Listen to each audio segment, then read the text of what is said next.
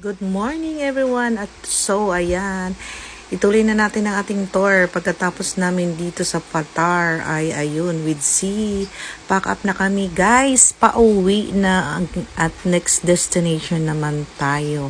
Thank you sa mga masisipag kong mga pinsan, uncle na nag-assist sa amin dito sa aming tour galore. To my auntie, thank you so much. Ayan, ito na yung pinaka-exit ng ating Patar Beach House dito sa Bulinaw, Pangasinan. So ayan, sa muling pagbabalik Patar Beach, babalik-balikan ka talaga namin sa ganda ng iyong sandbar and beach. Very fresh na beach. Ayun.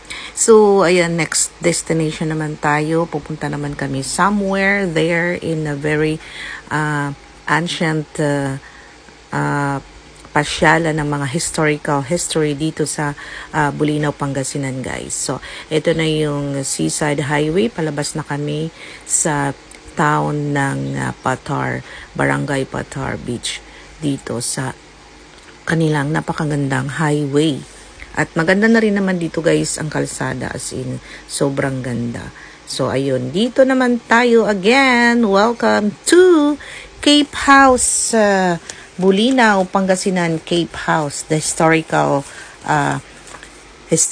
ancient story dito sa Bulinaw Cape. Bulinaw Cape is built in 1905. The historic Cape Bulinaw Lighthouse stands 107 meters above sea level on Punta Puedra Point, constructed by the Filipino engineers.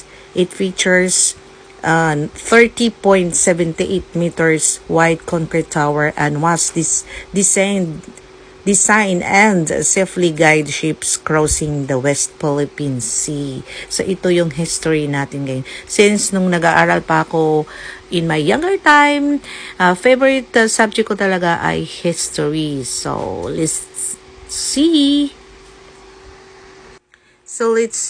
Kasama ko ang aking first granny na ayun, makadaddy, kasama rin yung daddy niya na bumaba ng barko. At ayan, dito nagbabanding kami. At it's my first time actually to come here in this Cape Bulinaw Lighthouse. At ayan,